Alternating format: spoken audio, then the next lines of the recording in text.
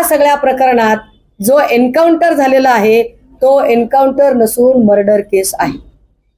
आणि clear cut हायकोर्टने सांगितलं की जे 10 पोलीस आहेत त्या 10 पोलिसांवर 302 नुसार गुन्हा दाखल करा आणि केस चालवा। कुठल्याही सर्वसाधारण माणसाला शक्य। एक जरा पुढचा अजून मुद्दा आहे की या सगळ्यांच्या मध्ये असं आपण गृहीत धरू की त्याने लॉक काढायचा प्रयत्न केला, दोन्ही हातात बेडे असणारा माणूस उठतो, कमरेचं पिस्टल काढतो, ज्या पिस्टलचं जे होस्टर मध्ये बांधलेलं असतं, म्हणजे ते पिस्टल ज्या याच्यात ठेवतात त्याला आपण होस्टर म्हणतो, त्या होस्टर मध्ये तो रिव्हॉल्वर पिस्टल ठेवलेली आहे। तिथून त्याला वायरने व्यवस्थित खांद्याच्या दिशेने त्याला आतल्या बाजूने शर्टच्या आतल्या बाजूने पॅक केलं असतं, ते उपसता कसं काय येऊ शकतं? ते उपसून गाडीमध्ये जागा किती आहे? 1 ते 1.5 फुटाची, 1.5 फुटाच्या जागेमध्ये तो खाली बसलेला होता की तो बाकड्यावर होता? त्याच्या उजव्या आणि डाव्या बाजूला पोलीस अधिकारी होते।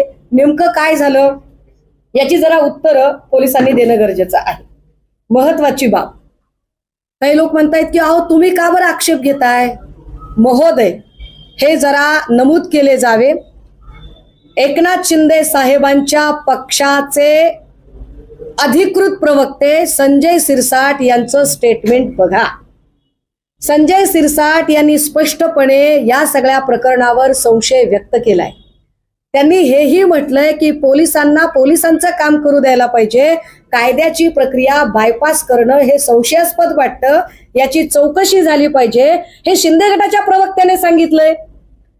म्हणजे असं काही नाहीये की एकाच माणसाने ही गोष्ट सांगितलेली आहे।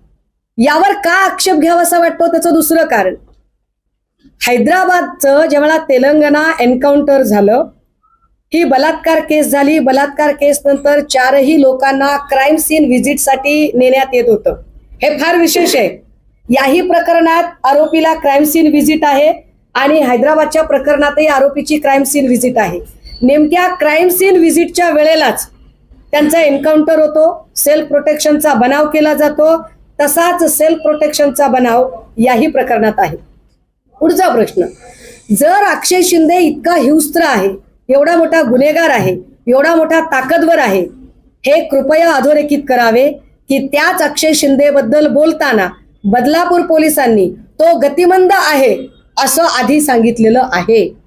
जर अक्षय शिंदे गतिमंद होता हे पोलिसांनीच स्वतः सांगितले होते, तर मग अक्षय शिंदे हा एवढा हिंस्त्र, एवढा चालाक, एवढा 1 मिनिटाच्या आत, काही सेकंदाच्या आत पिस्टल ओढून घेणारा, एवढा चपळाईने वागणारा गुन्हेगार कसा काय झाला? याचे उत्तर पोलिसांनी द्यायला हवं।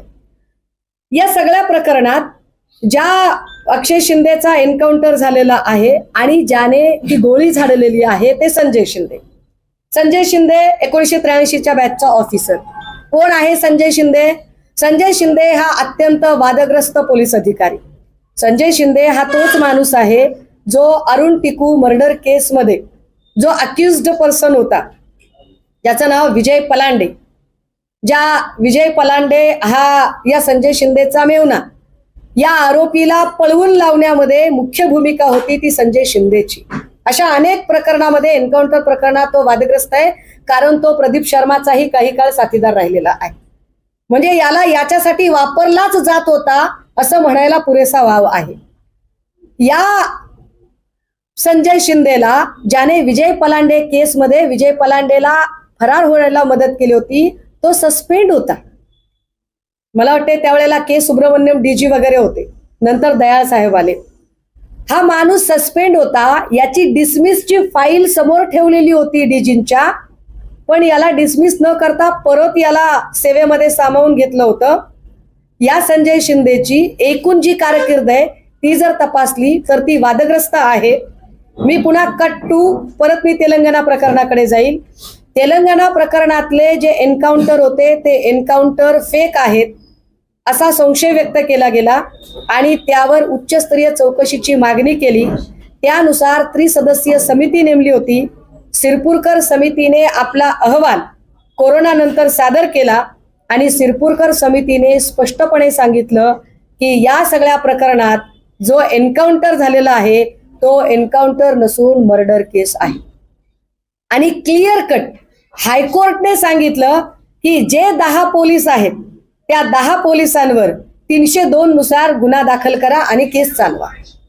मला पोलिसांचं प्रोटेक्शन कळतं, मी समजू शकते, कारण पोलिसांचा सन्मान राखला पाहिजे आणि पोलिसांची सुरक्षा सुद्धा महत्वाची आहे.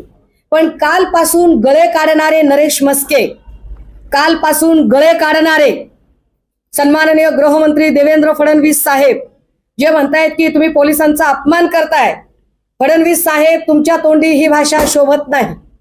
गृहमंत्री म्हणून तुमच्याबद्दल माझ्या मनात अपार आदर आहे, पण तुम्ही कधी पोलिसांचा सन्मान ठेवलाय का? तुमच्याकडून कधी पोलिसांचा सन्मान ठेवण्याची एखादी तरी कृती घडली आहे का? अहो साहेब, रोज ती कोकणातले 4-12 जे पोलिसांचा अपमान करतात आणि त्याच्या अगेन्स्ट कित्येक पोलीस पत्नींनी आपल्याकडे तक्रारी केल्यात. आपण त्या नितेश राणेला साधी समज देऊ शकला नाही, उलट आपण पोलिसांवरती दडपण आणता, पोलिसांना दहशतीत घेता. त्यांनी काल गळे काढावेत की पोलिसांचा आम्ही फार सन्मान करत आहोत. तुम्ही काय पोलिसांचा सन्मान करू शकता? या सगळ्या प्रकरणात अक्षय शिंदेला फाशीच व्हायला हवी होती. अक्षय शिंदे कोणी समाज सुधारक नव्हताच, तो गुन्हेगारच होता. परंतु अक्षय शिंदे या एका माणसाला संपवल्यामुळे प्रकरण संपतं का? तर नाही.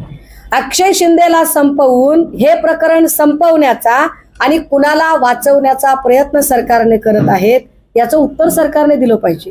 कारण अशा पद्धतीने एन्काउंटर करणं हा स्टेट स्पॉन्सर्ड टेररिझम आहे, ज्याला आम्ही राज्य प्रायोजित दहशतवाद असं स्पष्टपणे म्हणतोय की हा राज्य प्रायोजित दहशतवाद आहे.